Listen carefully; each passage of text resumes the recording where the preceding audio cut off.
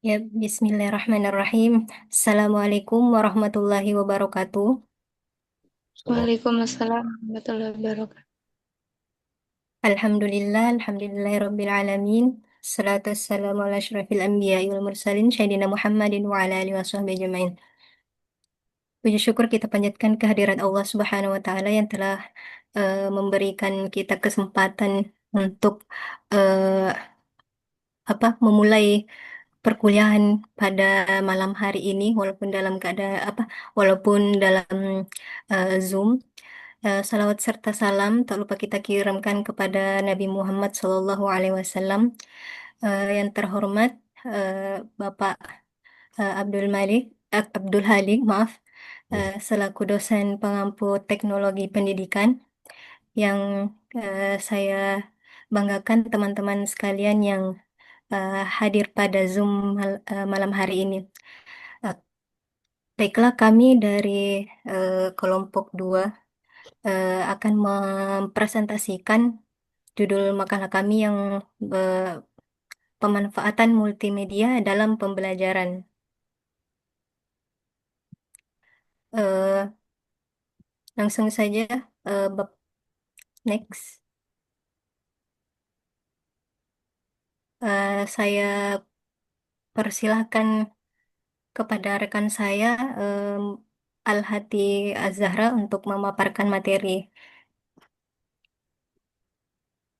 Ya, Bismillah. Terima kasih atas kesempatan yang diberikan oleh Kak Nurul. Langsung saja, di sini materi kami adalah pemanfaatan multimedia dalam pembelajaran. Adapun latar belakang dari makalah ini bahwa perkembangan teknologi informasi dan komunikasi yang pesat telah membawa perubahan signifikan dalam berbagai aspek kehidupan, termasuk dalam dunia pendidikan. Salah satu dampak positif dari kemajuan teknologi ini adalah munculnya berbagai media pembelajaran yang berbasis multimedia yang juga dapat dimanfaatkan untuk meningkatkan efektivitas proses pembelajaran. Kemudian di era digital saat ini, peserta didik tidak hanya dituntut untuk memahami materi secara teoritis, tetapi juga mampu berpikir kritis dan inovatif. Oleh karena itu, pendekatan pembelajaran yang inovatif menjadi kebutuhan mendesak dan multimedia hadir sebagai salah satu solusi untuk menjawab tantangan di era digital saat ini. Selain itu, pemanfaatan multimedia juga mendukung terciptanya lingkungan belajar yang lebih aktif dan partisipatif, karena peserta didik dapat terlibat langsung dalam proses pembelajaran melalui simulasi, permainan edukatif, atau video interaktif yang memperkuat pemahaman konsep. Namun demikian, pemanfaatan multimedia dalam pembelajaran masih menghadapi berbagai kendala, seperti keterbatasan fasilitas yang akan kita bahas lebih lanjut di dalam makalah ini. Oke, yang pertama konsep multimedia dalam pembelajaran. Nah, istilah penggunaan multimedia muncul pertama kali di awal tahun 1990 melalui media massa. Istilah ini dipakai untuk menyatukan teknologi digital dan analog di bidang entertainment, publishing, communication, marketing, dan juga komersial. Multimedia merupakan penggabungan dua kata, yakni multi dan media. Multi sendiri artinya banyak, sedangkan media atau bentuk jamaknya medium berasal dari bahasa Latin yang berarti tengah, perantara, atau pengantar. Seiring dengan perkembangan teknologi dan informasi, pemaknaan multimedia ini semakin bergeser pada aspek pengintegrasian sistem dan jaringan serta prosedur komunikasi dalam sebuah perangkat khusus seperti TV, radio, komputer, dan lain sebagainya. Multimedia adalah gabungan lebih dari satu media dalam suatu bentuk komunikasi. Kemudian eh, jenis-jenis multimedia dalam pembelajaran. Di sini yang tercantum di dalam makalah kami mencantumkan ada yang pertama teks, setelah itu suara, gambar, animasi, dan video. Ini teks itu elemen dasar untuk informasi dan instruksi, sedangkan suara yakni berupa narasi, musik, atau efek suara yang dapat mendukung proses pembelajaran. Adapun gambar yakni visual statis seperti foto, ilustrasi, dan diagram. Kemudian video menggabungkan gambar bergerak dan suara, dan animasi adalah gambar bergerak yang diciptakan secara digital. Selanjutnya, manfaat multimedia dalam pembelajaran. Yang pertama yakni meningkatkan minat dan motivasi belajar peserta didik. Nah, salah satu tantangan dalam dunia pendidikan adalah menjaga minat dan motivasi belajar peserta didik. Penggunaan multimedia memberikan pengalaman belajar yang lebih menarik dan menyenangkan karena menyajikan materi dengan visualisasi dinamis dan audio yang mendukung. Kombinasi warna, suara, dan gerakan animasi membuat peserta didik lebih tertarik untuk memperhatikan dan mengikuti pelajaran dibandingkan dengan metode konvensional yang hanya mengandalkan teks atau ceramah. Manfaat selanjutnya yakni mempermudah pemahaman materi yang kompleks dan abstrak. Nah, multimedia memungkinkan penyajian materi pelajaran secara visual dan interaktif yang sangat membantu dalam memahami konsep-konsep abstrak seperti gerak benda dalam fisika, proses metabolisme dalam biologi, dan masih banyak lagi. Selanjutnya adalah mengakomodasi beragam gaya belajar. Nah, setiap peserta didik memiliki gaya belajar yang berbeda, seperti gaya belajar visual, auditory, dan kinestetik.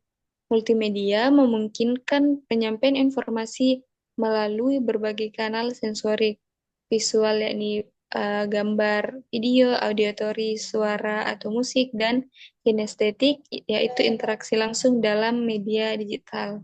Hal ini memungkinkan peserta didik dengan berbagai preferensi belajar untuk tetap bisa memahami materi sesuai gaya belajarnya.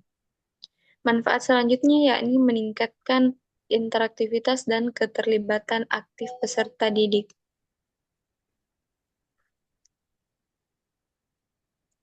Multimedia interaktif seperti kuis digital, simulasi, atau aplikasi pembelajaran memungkinkan peserta didik untuk terlibat langsung dalam proses pembelajaran. Interaksi ini membuat peserta didik tidak lagi menjadi penerima pasif informasi, melainkan peserta aktif dalam proses pembelajaran.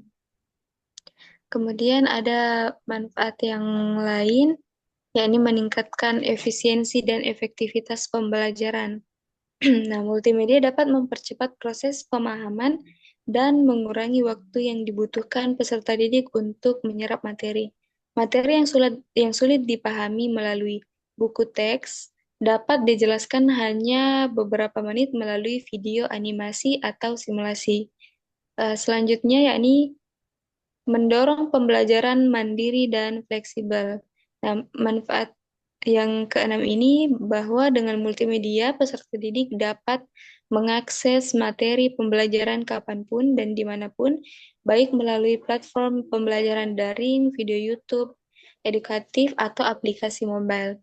Dan manfaat yang terakhir yakni mendukung evaluasi pembelajaran yang dinamis, karena multimedia ini tidak hanya menyampaikan materi, tetapi juga untuk mengevaluasi pembelajaran secara real time dan dinamis.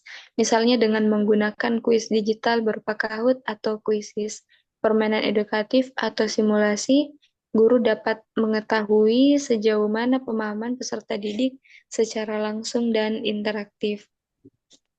Nah, untuk materi selanjutnya saya persilakan kepada rekan saya untuk melanjutkan pembahasan.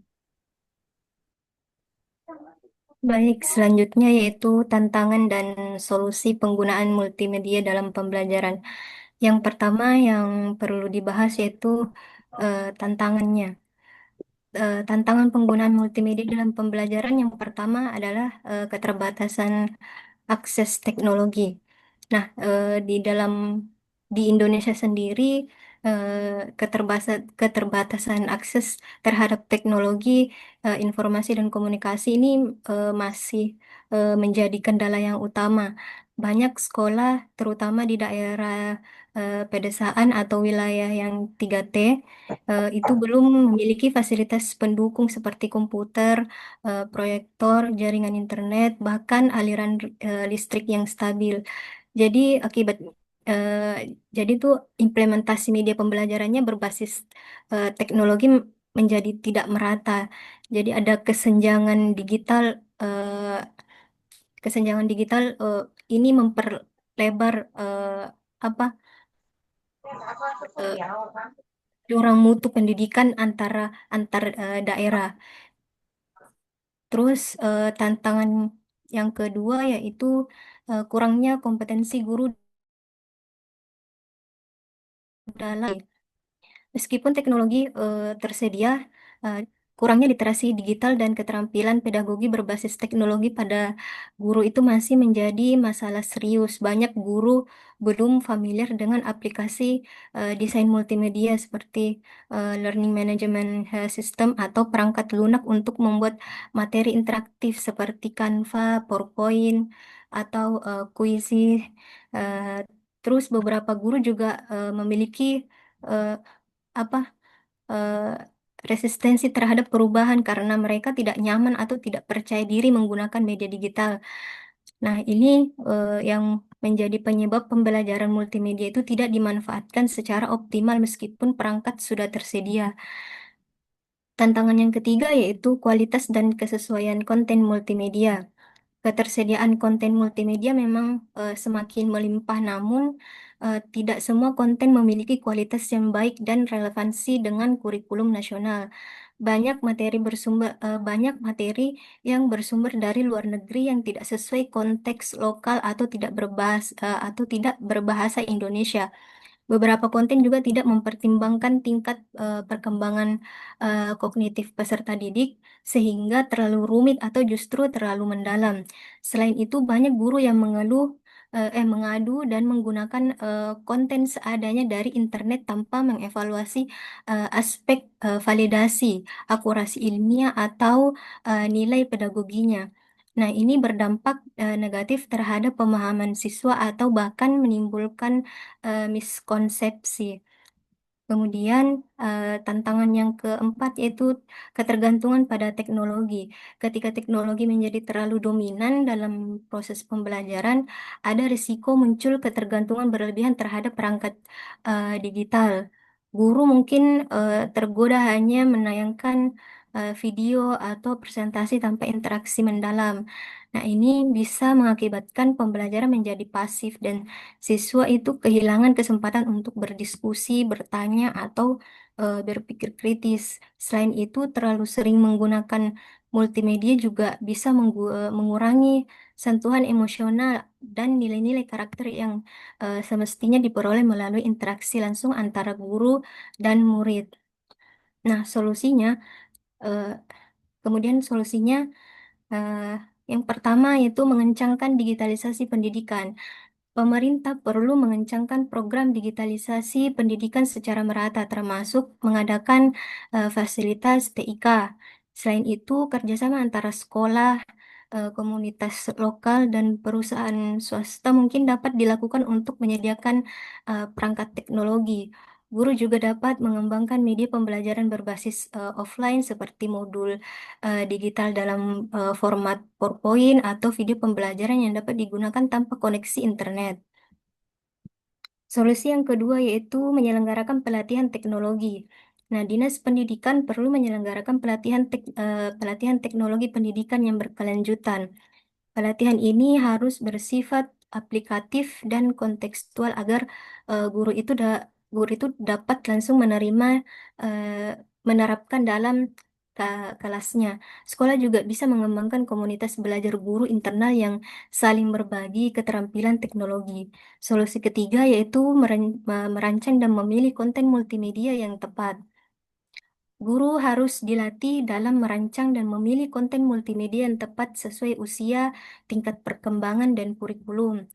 Ini dilakukan Ini dapat dilakukan melalui workshop desain media pembelajaran, khususnya menggunakan tools seperti Canva, PowerPoint, dan lain-lain. Solusi yang keempat yaitu teknologi sebagai alat bantu. Guru itu harus memahami bahwa teknologi adalah alat bantu, bukan tujuan utama. Pendekatan blind learning, kombinasi antara daring dan luring itu sangat dianjurkan agar terjadi keseimbangan antara interaksi teknologi dan tatap muka. Guru juga perlu menerapkan metode seperti diskusi kelompok, presentasi langsung, dan simulasi kelas yang melibatkan siswa secara aktif. Ya, sekian dari pemaparan materi kami. Selanjutnya, saya persilahkan kepada teman-teman jika ada yang ingin ditanyakan. Saya deh.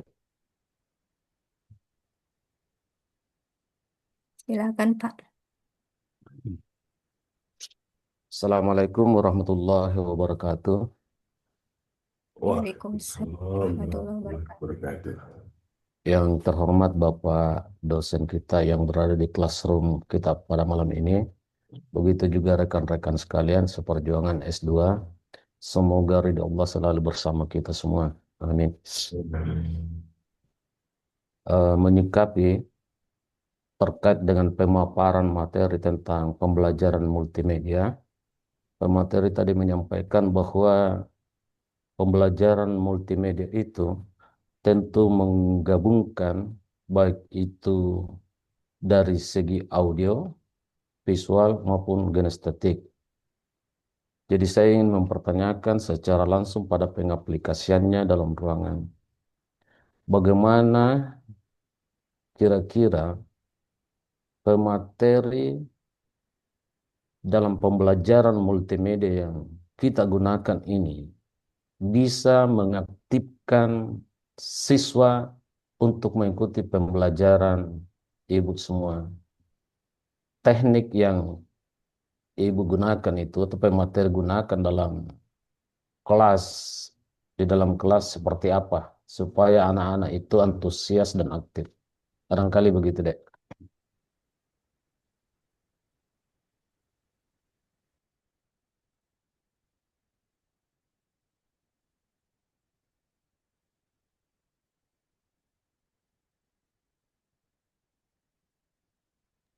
Ya, saya persilakan teman-teman yang lain.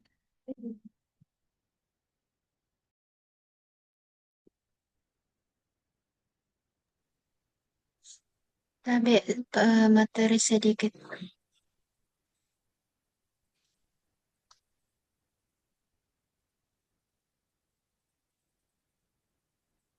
ke materi tapi sedikit izin Iya, bertanya. silakan. Eh, baik, terima kasih atas kesempatannya. Langsung saja pertanyaan saya, bagaimana pemateri menyusun konsep multimedia bila dihadapkan pada dua tingkatan sekolah, misalnya di SD dan SMA, dan bagaimana pemateri ini menyusun konsep multimedia, apa yang harus eh, diperhatikan, kiat-kiat apa yang harus dilakukan, dan bagaimana jika kita menggunakan penalaran kognitifnya, kita berfokus pada kognitifnya. Terima kasih pemateri.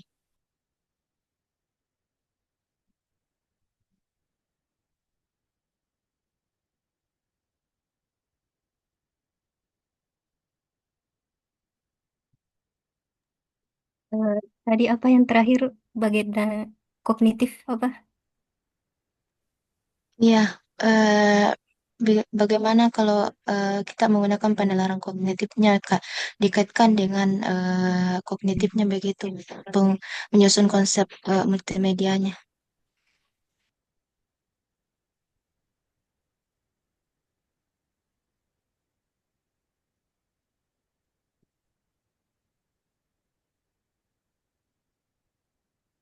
Tabe, Pak, eh, 3 pertanyaan atau 4 pertanyaan? Bisa.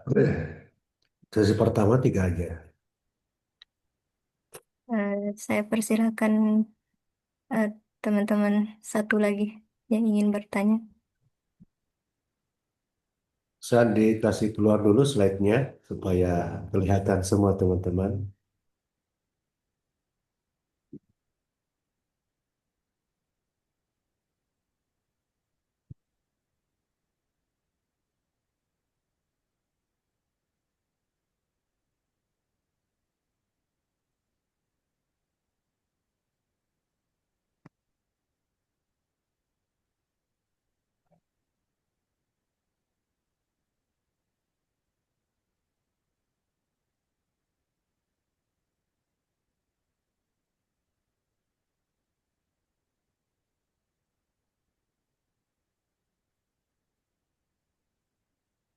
Ya, dijawab saja sambil menunggu teman-teman ya.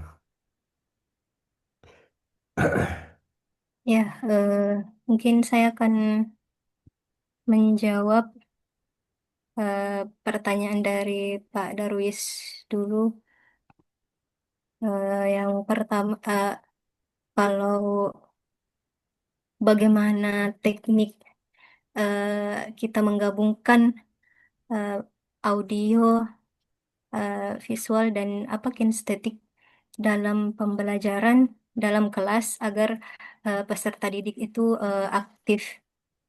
Mungkin eh, apa contoh yang bisa saya berikan kayak kita memberikan video video animasi atau apa film dokumenter atau simulasi eh, proses eh, apa apa gitu.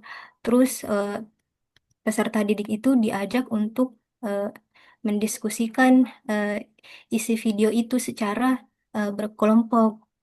Nah, jadi eh, di sini kita mengaktifkan siswa itu melihat konten video. Kemudian auditorinya juga mendengar narasi atau penjelasan video.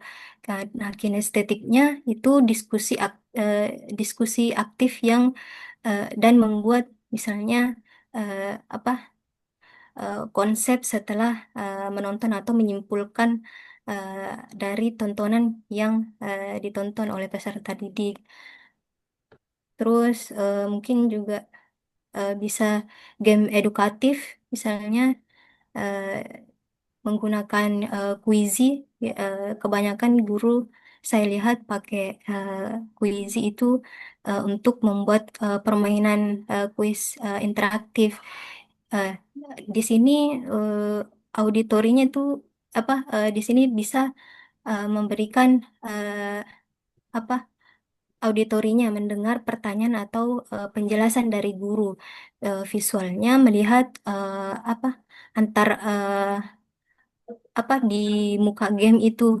Kemudian kinestetiknya itu peserta didik bisa mengklik, jadi gerak dan apa eh, peserta didik itu bisa responnya cepat. Mungkin itu yang bisa saya jawab. Saya persilakan rekan saya Al-Hati Al-Zahra, mungkin ada yang ingin ditambahkan. Ya, sedikit tambahan untuk jawaban atas pertanyaan dari Pak Darwis terkait dengan bagaimana penggunaan multimedia ini bisa mengaktifkan seluruh peserta didik. Tekniknya tuh bagaimana? Nah, di sini saya bisa menjelaskan bahwa teknik untuk mengaktifkan seluruh peserta didik dengan menggunakan multimedia ini, yang pertama kita menggunakan video interaktif. Jadi, gunakan video pembelajaran dengan pertanyaan di tengah-tengah. Jadi, melalui aktivitas ini, peserta didik harus menjawab sebelum video bisa dilanjutkan. Dan hal tersebut memaksakan keterlibatan aktif seluruh peserta didik. Jadi video itu tidak akan bisa berlanjut kalau peserta didik tidak menjawab pertanyaan yang muncul di tengah-tengah video itu. Kemudian juga teknik yang selanjutnya yakni presentasi dinamis, bisa menggunakan PowerPoint, Canva yang di dalamnya termuat animasi, gambar, dan suara untuk menjelaskan konsep. Nah, di aktivitas ini kita selingi dengan kuis cepat, bisa menggunakan Kahoot atau Mentimeter. Kemudian juga kita menggunakan teknik simulasi atau animasi. Di sini peserta didik diminta untuk menjelaskan kembali apa yang telah mereka lihat dengan kata-kata mereka sendiri. Mungkin itu yang bisa saya sampaikan. Saya kembalikan ke moderator. Ya, saya kembalikan ke Pak Darwis sebagai penanya. Bagaimana, Pak? Terima kasih atas jawaban pemateri. Sungguh ini yang saya ingin mencoba mengajak pemateri menerawang di kelas ini.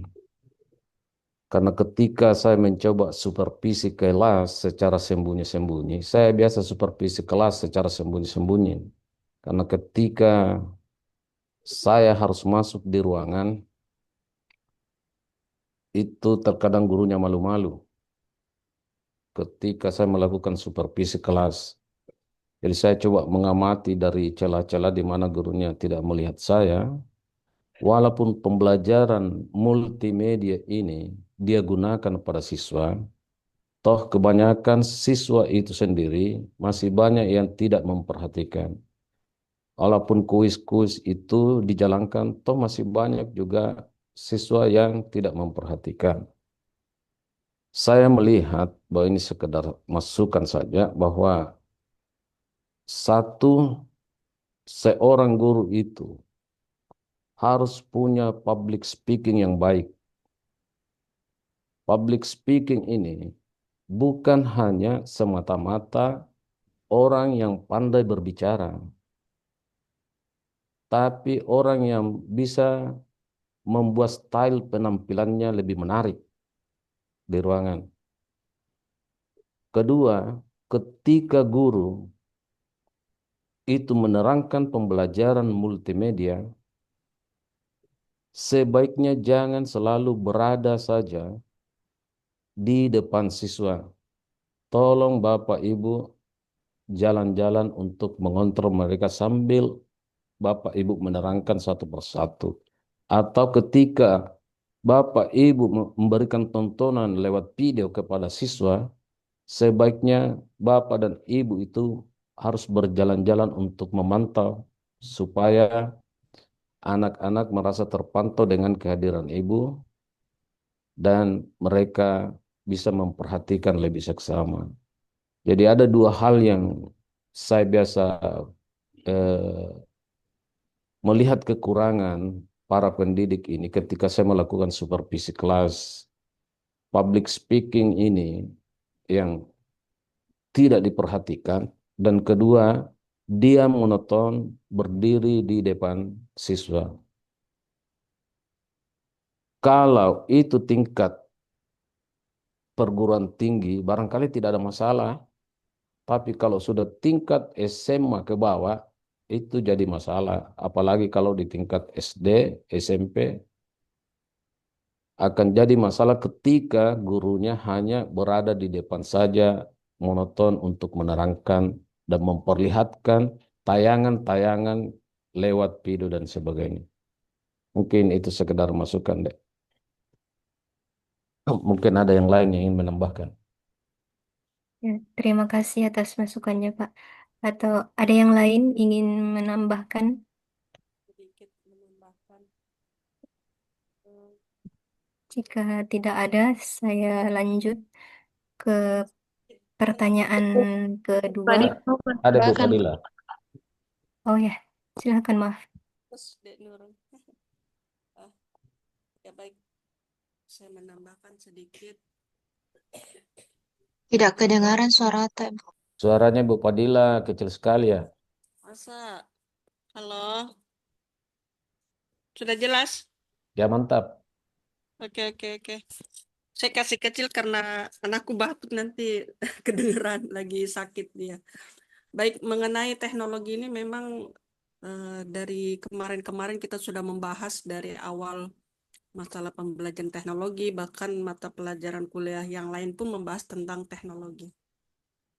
Mengenai masalah pembelajaran di kelas, memang sedikit saya perlu memberikan tanggapan juga bahwa teknologi ini sebenarnya bisa memberikan sesuatu yang kritis buat peserta didik. Salah satunya, contohnya itu coding. Coding itu kan di SD itu kan sudah ada. Coding itu apa sih? Banyak yang coding itu kan sesuatu yang membuat anak membuat game, membuat aplikasi, dan itu berpikir kritis. Nah, itu sudah digerakkan di beberapa SD yang mungkin memiliki kapasitas modal mungkin ya, yang sangat cukup lumayan mengenai coding tersebut. Nah, itu kan juga teknologi, itu membuat peserta didik untuk berpikir kritis dalam membuat game dan aplikasi. Dan itu memang sangat susah. Dulu sebelum coding itu ada namanya kodular. Pertama kali saya ikut itu membuat kodular aplikasi itu sangat ribet karena ada kabel-kabel atau kayak paralel yang harus disambungkan. Kalau tidak sambungannya tidak bagus, itu tidak akan jalan aplikasinya. Aplikasi itu bisa membuat proses pembelajaran. Aplikasi kodular itu dulu kan COVID, jadi kita bisa membuat aplikasi itu untuk proses pembelajaran buat guru. Dan itu sangat ribet. Dan saya pernah membuat aplikasi dan jadi aplikasi saya sendiri sebenarnya. Cuma hilang begitu saja, nggak tahu kemana karena saking susahnya. Lalu sekarang itu di beberapa madrasah kan ada robotik ya. Robotik ini juga salah satu meningkatkan kritis berpikir siswa. Memang membuat robotik ini dikembalikan lagi kepada salah satu madrasah yang memiliki pembiayaan yang sangat luar biasa ya Pak Darwis ya. Kalau swasta kayaknya tidak cukup kita memiliki uang dana untuk membayar pelatihnya, untuk membeli lagi peralatan-peralatan mengikuti eh, pembuatan apa robotik ya, beberapa aplikasi yang dibuat oleh peserta didik kita bahkan ke tingkat nasional itu ada. Dan sebenarnya teknologi itu bisa tadi Zahra itu kan bilang apa ya Nurul ya menyampaikan bahwa teknologi itu sebenarnya tidak bisa membuat kritis anak-anak. Sebenarnya bisa. Nah, cuma kembali lagi teknologi apa yang mau digunakan dan itu salah satunya coding dengan robotik. Dan penyampaian dari Pak Darwis mengenai public speaking memang benar. Mungkin orang berbicara bahwa public speaking itu hanya ngomong-ngomong doang gitu ya Pak. Pintar padahal public speaking itu ada beberapa dari gestur tubuh, dari gerakan tangan, ada kontak mata gitu kan itu termasuk juga daripada public speaking dan diharapkan si guru kalau ketika mengajar jangan meja kita menutupi meja, maksudnya bukan menutupi meja, ada di belakang meja. Nah, berusaha untuk keluar dari meja tersebut itu akan salah satu daripada gestur tubuh itu ya kita usahakan.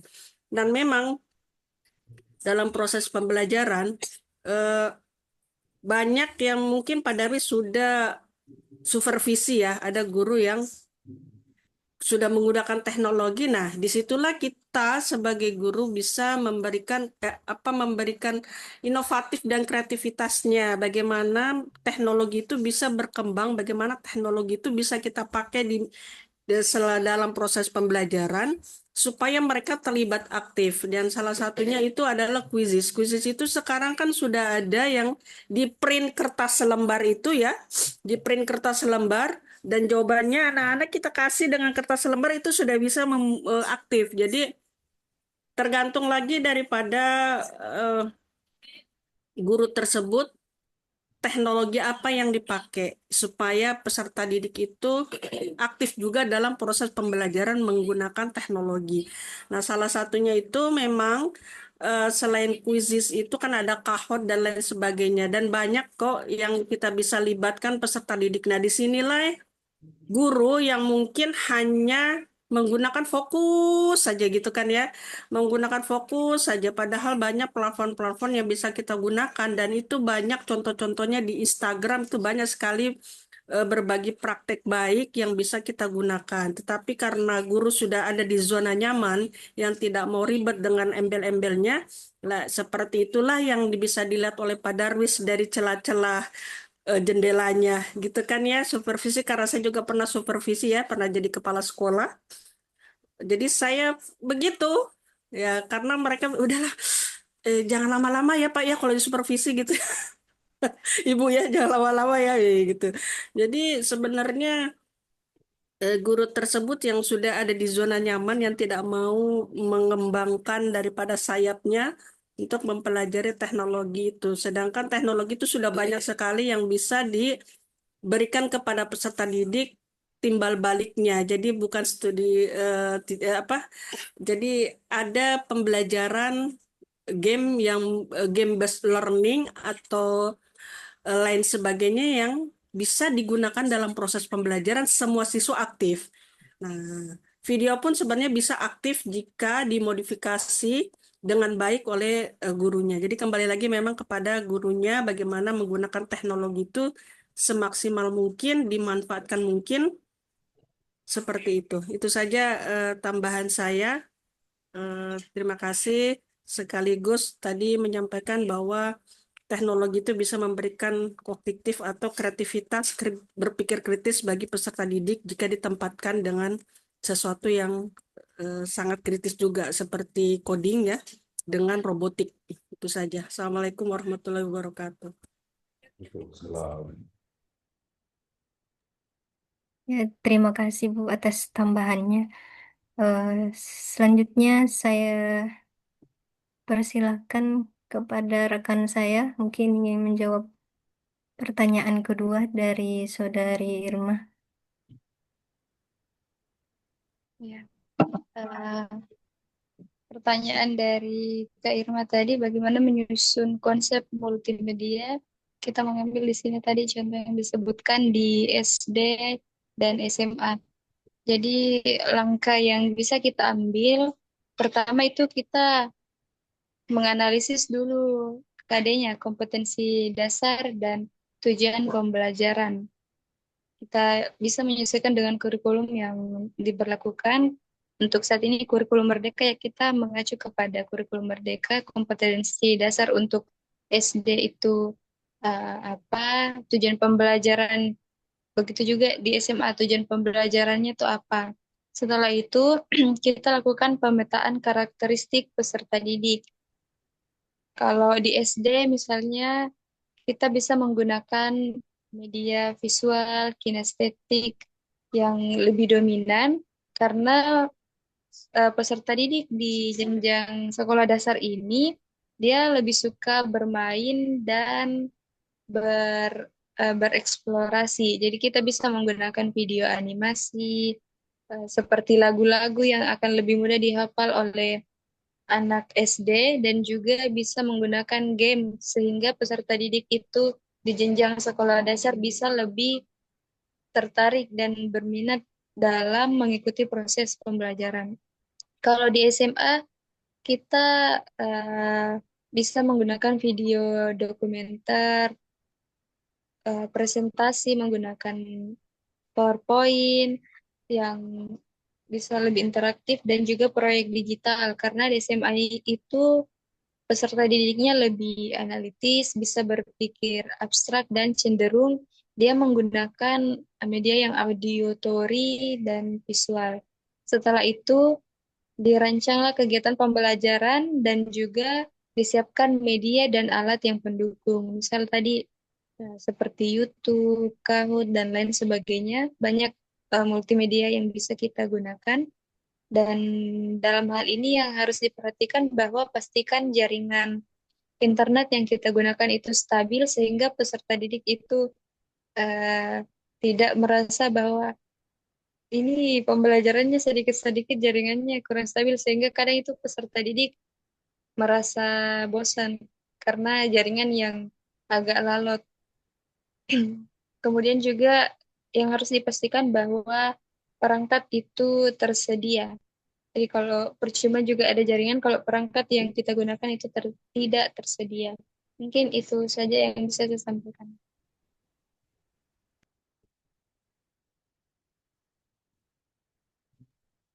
Ya, saya tambahkan sedikit. Eh, Kan tadi dikatakan berfokus pada perkembangan kognitif. Kalau di peserta didik di usia SD itu kan dia cenderung lebih ke berpikir logis. Dia harus eh, melihat objek yang nyata. Jadi belum mampu untuk apa eh, melihat sesuatu yang abstrak secara penuh. Nah, sedangkan kalau di SMA itu kan sudah bisa berpikir tahapnya itu sudah bisa berpikir abstrak, menyusun opini atau argumennya, terus atau bisa mengevaluasi ide-ide yang ada. Nah, jadi kalau menyusun konsep multimedia di tingkat SD mungkin kita lihat karakter peserta didik SD itu kan biasanya suka eh, apa video video audio visual audio visual yang menyenangkan. Terus eh, dia suka belajar melalui pengalaman yang langsung yang eh, terus kalau di SD itu kan penalaran kognitifnya itu eh, kalau anak seusia itu biasanya dia mengingat, memahami dan menerapkan secara sederhana. Jadi kalau kita mau susun itu buatkan dia visual yang ilustrasi, misalnya ilustrasinya itu kartun yang warnanya cerah atau buatkan gambar yang berwarna cerah. Terus kalau audio mungkin bisa diberikan lagu-lagu yang bernarasi lucu atau musiknya itu bisa mengandung edukatif. Terus kalau di SMA itu kan karakter peserta didiknya itu sudah bisa berpikir kritis dan abstrak. Terus biasanya juga suka tantangan. Uh, terus biasanya juga eh, apa memberikan opini, suka memberikan opininya atau pendapat pribadinya kalau diskusi. Jadi kalau menyusun konsepnya mungkin bisa diberikan video dokumenter, kemudian diberikan eh, audio visualnya itu mungkin diskusi ilmiah seperti itu.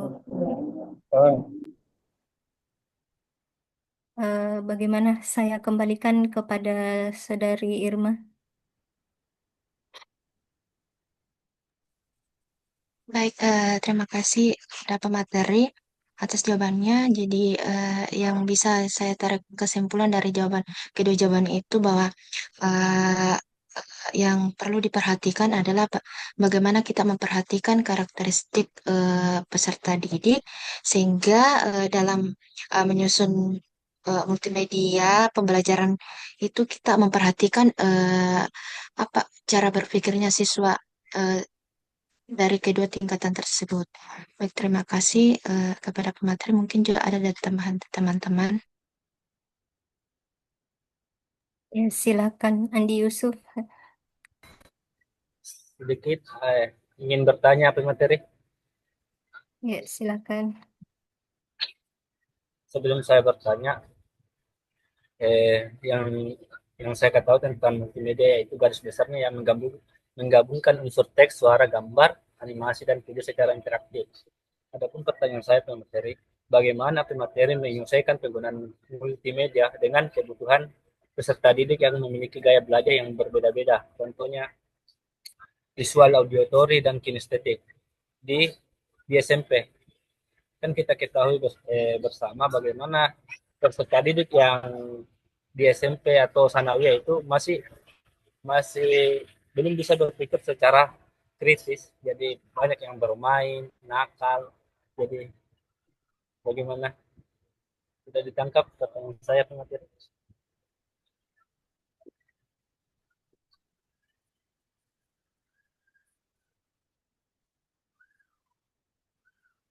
Sedikit mau menambahkan, adapun skala mahasiswa di S2 ini kan ada mahasiswa yang suka online, ada yang suka offline karena yang lebih dipahami itu saja pemateri.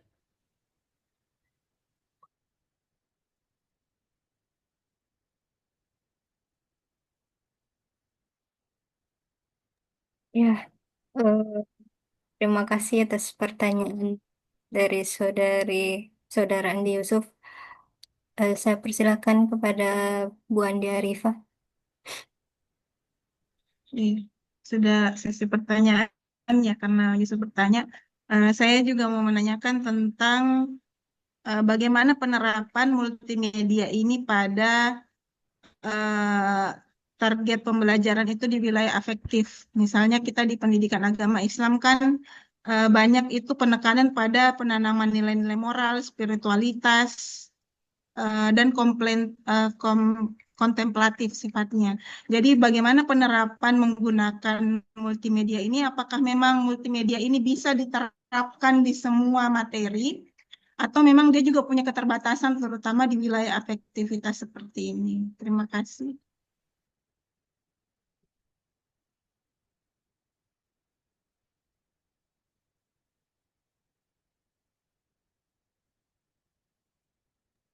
Ya, terima kasih atas pertanyaannya. Mungkin saya persilahkan kepada rekan saya Al-Hati Az-Zahra. Ada ingin dijawab pertanyaannya? Yang pertama tadi pertanyaan dari Kak Yusuf, bagaimana menyesuaikan penggunaan multimedia yang sesuai gaya belajarnya. Nah, memang di makalah juga kita sudah jelaskan bahwa dengan adanya multimedia ini beragam gaya belajar yang ada bisa di diakomodasi semuanya dalam proses pembelajaran. Seperti juga yang dijelaskan oleh rekan saya tadi, Kak Nurul Huda, bahwa dalam pembelajaran itu semua dengan menggunakan multimedia, semua gaya belajar itu bisa diterapkan. Misal gaya belajar auditory, kita eh, ada video, kan dari video itu kita bisa sudah memakai penglihatan. Di dalam video itu, video animasi, ada juga suaranya. Kemudian di kinestetik kita bisa mengarahkan peserta didik untuk ikut mengikuti gerakannya Kak, atau yang yang dimana peserta didik itu bisa langsung bergerak kinestetik. Jadi mungkin ini juga bisa berkaitan ya dengan pertanyaan dari Kak Irma tadi, menyusun konsep multimedia. Ini agak sama yang menurut saya jawabannya, di mana yang harus kita lakukan ya dianalisis dulu kompetensi dasarnya peserta didik dan juga tujuan pembelajarannya itu apa. Kemudian dilakukan pemetaan karakteristik peserta didik. Di pemetaan karakteristik peserta didik ini kita bisa tahu peserta didik yang gaya belajarnya auditori itu eh, seberapa, yang kinestetik itu seberapa. Setelah itu baru kita rancang pembelajaran. Nah, mungkin itu untuk pertanyaan dari Kak Andi Yusuf. Saya serahkan kembali ke moderator. Ya, mungkin saya sedikit menambahkan. Kalau melihat gaya belajar peserta didik yang berbeda-beda itu kan memang pasti ada di dalam suatu kelas. Jadi mungkin kita bisa sediakan opsi media atau tugas yang berbeda-beda untuk gaya belajar yang berbeda. Jadi eh, apa mungkin mungkin bisa diterapkan eh, seperti ini.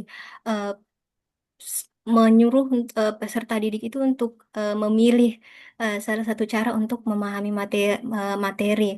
Misalnya nonton video, eh, terus buat mind mapping. Nah, itu kan apa untuk orang yang visual. Terus untuk yang auditori itu dengarkan audio, terus catat poin penting. Atau bermain untuk yang kinestetik, bermain simulasi. Uh, plus praktik alat peraga misalnya. Nah, guru tetap menentukan tujuan pembelajaran yang sama, tapi proses dan eh, produk eh, produknya itu bisa disesuaikan dengan gaya belajar masing-masing peserta didik. Atau bisa juga eh, apa eh, integrasikan antara aktivitas kolaboratif yang berbasis multimedia. Misalnya eh, kita buat proyek, buat presentasi multimedia tentang apa gitu, misalnya perubahan iklim.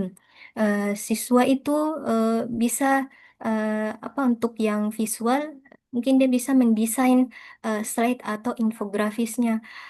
Kalau yang auditori mungkin bisa menulis dan merekam narasinya. Untuk yang kinestetik itu menyusun alur, menyiapkan alat atau membantu eksperimen mininya. Eh, atau bisa juga gunakan eh, apa LMS atau platform pembelajaran yang fleksibel seperti Google Classroom misalnya. Itu digunakan untuk bisa berbagai macam bentuk materi. Jadi bisa teks dan gambar, audio dan visual, dan tugas interaktifnya. Mungkin itu yang bisa saya jawab. Saya kembalikan kepada penanya, Andi Yusuf.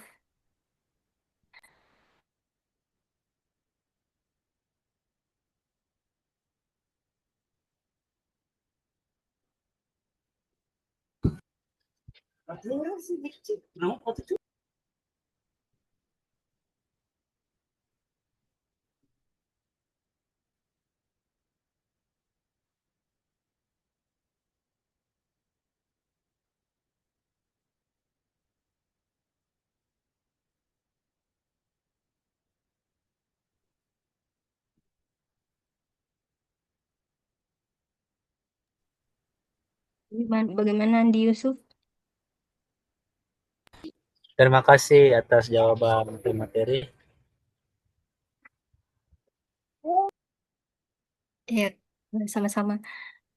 Selanjutnya pertanyaan pertanyaan dari Bu Andi Arifah, eh, bagaimana penerapan multimedia ini eh, yang efektif untuk di semua materi pembelajaran PAI. Itu yang saya tangkap, Bu, pertanyaannya. Benar atau tidak?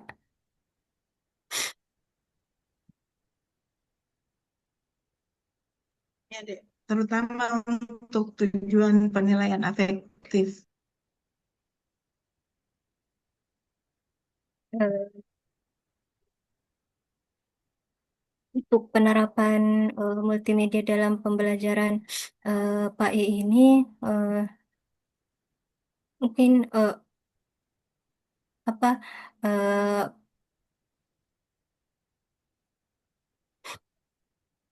kalau misalnya contoh di Al-Quran hadis, misalnya menghafal dan memahami Quran Surah Al-Hujurat ayat 12. Nah, medianya itu kan bisa audio murotal dan qori, mendengarkan audio murotal dari qori gitu. Itu kan itu untuk yang auditori. Terus kalau untuk yang visual mungkin teks ayat dengan warna tajwid yang berwarna. Terus untuk yang kinestetik, misalnya mungkin medianya bisa game digital, eh, mencocokkan eh, arti ayat. Jadi aktivitasnya itu siswa bisa mendengarkan, meniru dan mencocokkan makna dari suatu ayat. Kemudian bisa juga didiskusikan makna gibah dan dampak terhadap kehidupan nyata. Nah, itu tujuannya itu bisa tercapai terhadap kognitifnya. Jadi dia kognitifnya bisa menghafal dan memahami ayat.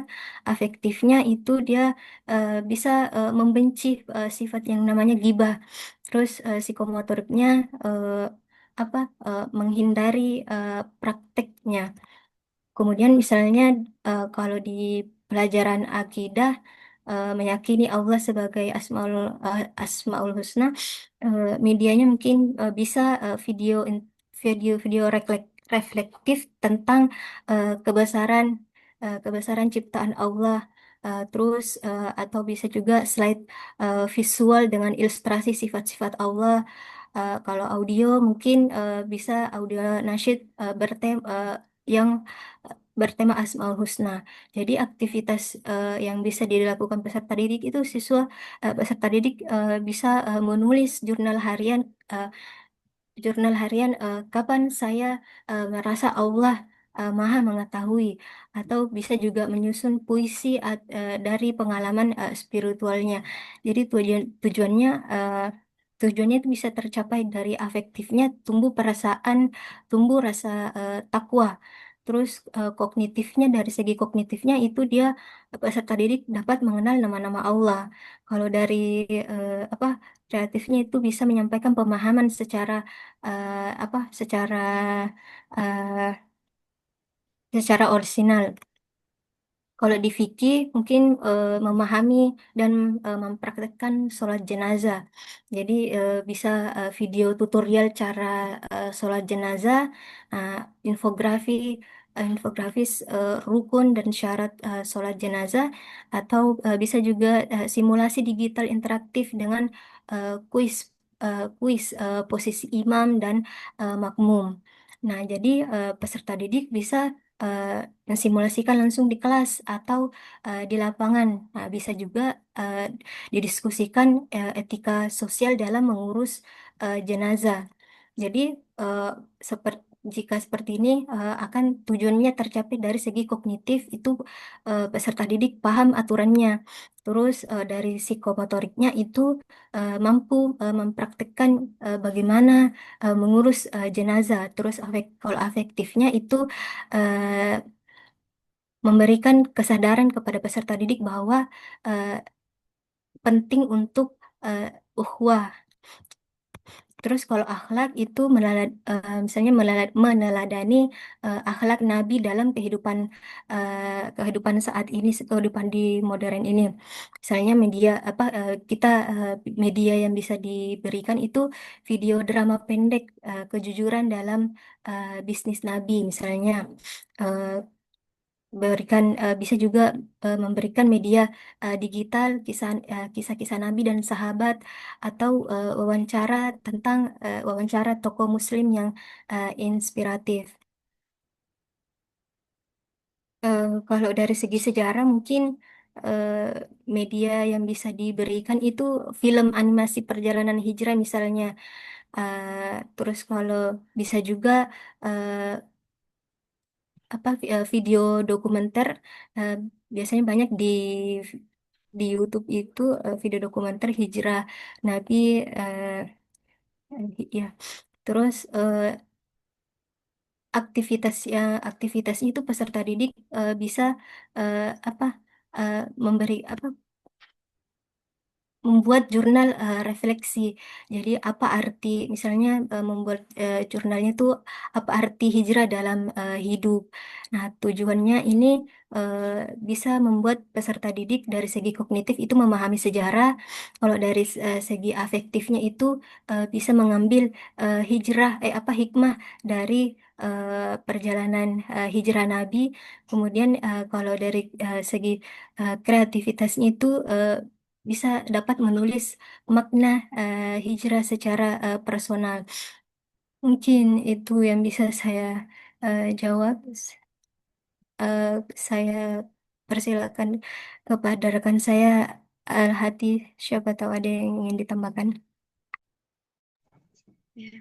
Saya kira penjelasan dari rekan saya Nurul Huda sudah jelas, namun di sini saya ingin menambahkan sedikit saja terkait pertanyaan dari Bu Andi Adifa, di mana multimedia ini sebenarnya bukan hanya berfokus pada persoalan kognitif peserta didik, tetapi juga bisa sangat efektif dalam membentuk afektif dari peserta didik itu sendiri.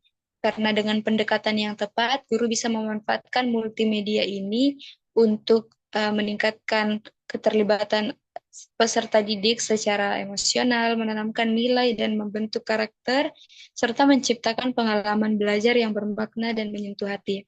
Seperti yang dijelaskan oleh oleh Kak Nurul tadi juga bahwa kita bisa menggunakan video yang menyentuh hati peserta didik, kemudian guru tuh memberikan penekanan serta penguatan kepada peserta didik.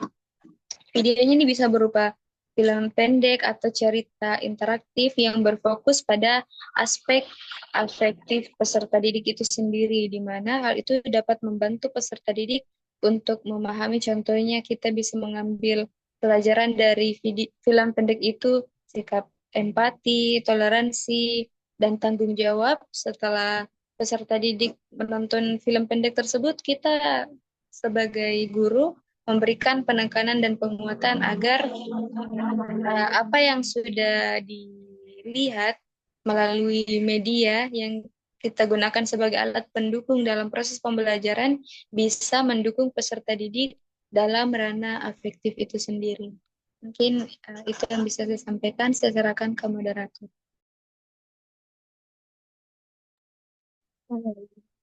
Baik, saya kembalikan kepada Bu Andi Arifah. Bagaimana, Bu?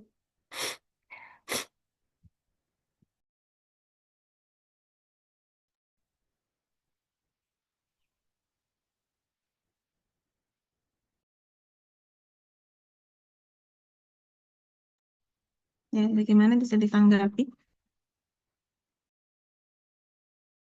Silakan, Bu. Iya. Jadi intinya kalau menurut saya ya semua alat-alat media pembelajaran pasti punya keterbatasan. Bahkan multimedia ini juga punya keterbatasan walaupun kita lihat kesannya sangat lengkap ya sudah dengan beberapa unsur yang ada di dalamnya. Tetapi menurut saya untuk misalnya untuk hal-hal yang pendekatan afektif ini ya sekali lagi tidak bisa berhenti pada pemanfaatan multimedia saja. Sudah ditekankan berulang-ulang sih sebenarnya sama kita semua bahwasanya peran guru itu sangat penting. Misalnya hal-hal yang tidak bisa disentuh menggunakan multimedia itu ya tentang bagaimana hal-hal yang sifatnya keteladanan, sifatnya refleksi yang mendalam pada diri. Karena misalnya saja contohnya kalau kita berbicara tentang menghayati misalnya sejarah Nabi, bisa saja itu karena sesuatu yang kita nikmati secara visual, audio, dan sebagainya. Kalau misalnya tidak dihantarkan secara mendalam, ya hanya akan menjadi sebuah respon emosional sesaat gitu pada peserta didik.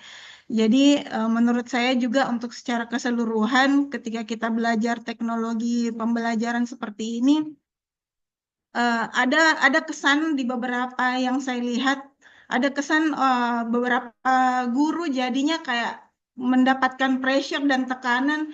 Oh ini nih ada sebuah metode baru ini yang dibawa oleh teknologi. Kesannya mereka tuh harus tahu, harus belajar dan harus menerapkan itu.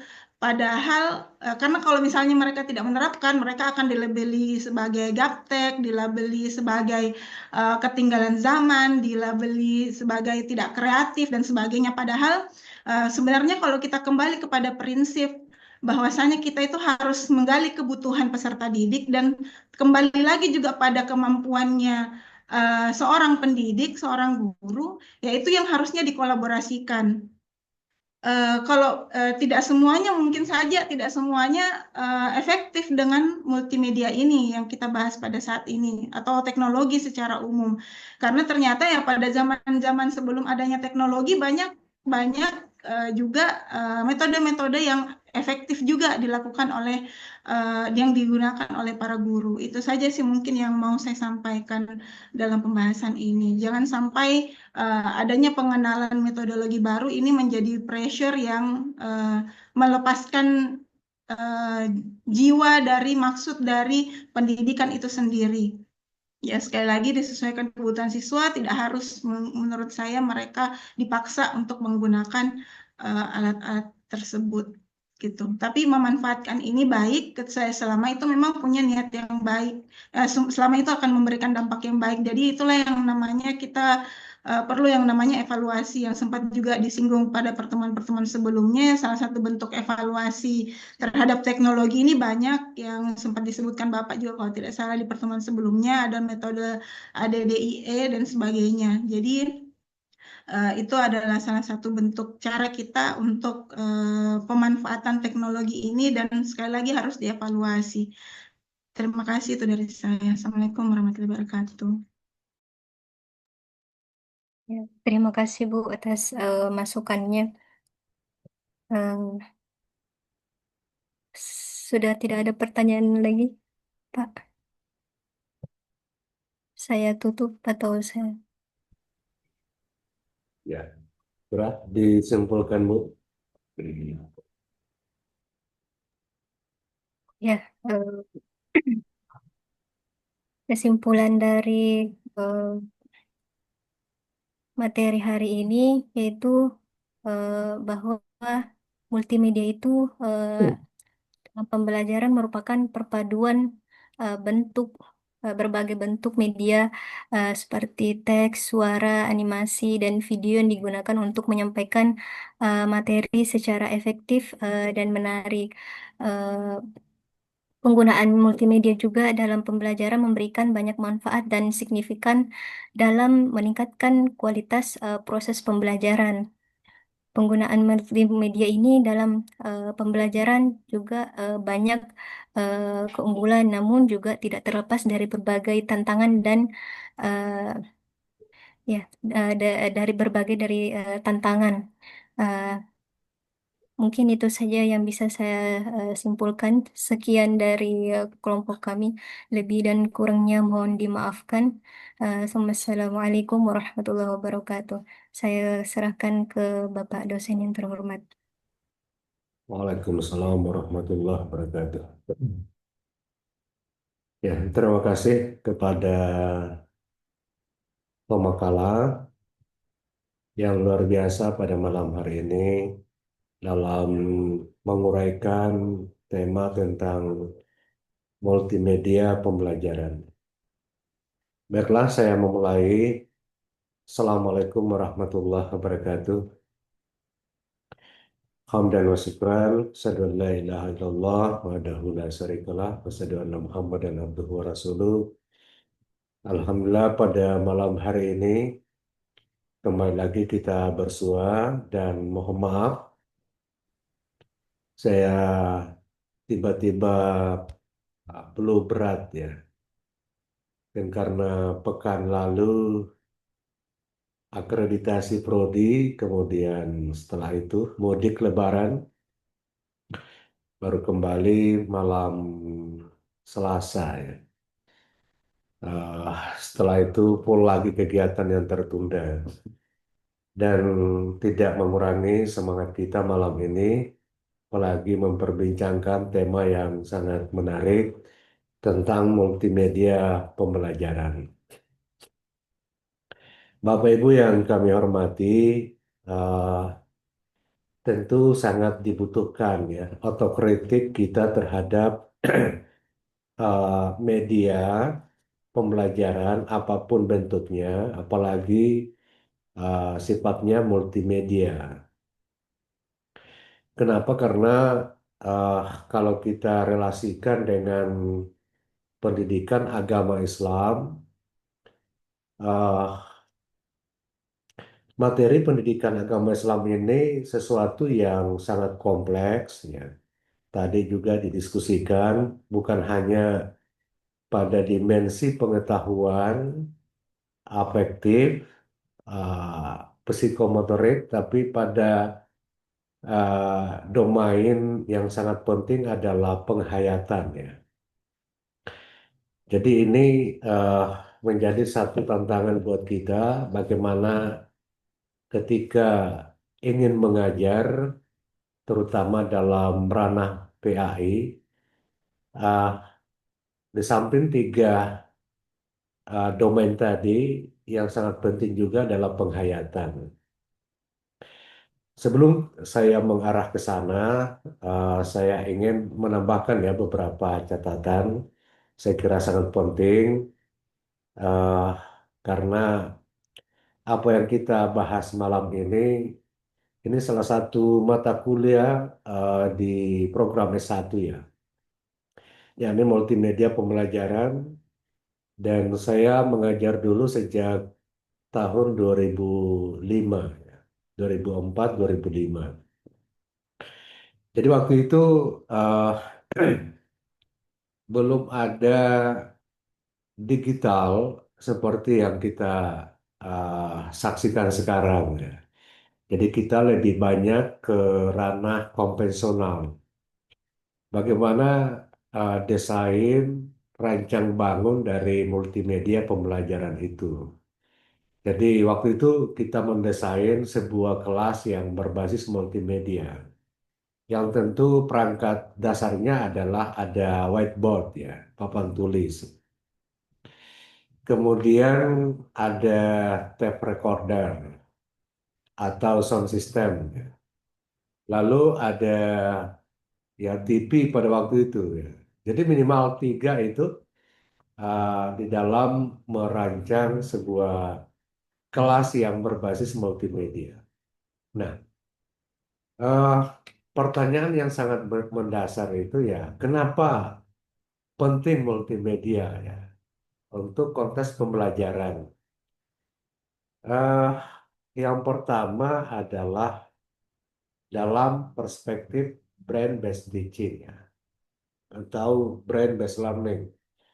Ini sebuah teori pembelajaran yang berbasis brain atau otak ya. Jadi ketika kajian otak ini kita hubungkan dengan teaching atau learning, maka ditemukan bahwa otak itu bekerja lebih efektif, lebih maksimal kalau mendapatkan stimulan yang lebih bervarian. Jadi bukan hanya pada aspek audio atau visual, tetapi juga ada dimensi eh, apa kinestetis ya, ada dimensi simulasi, ada dimensi tadi reflektifnya.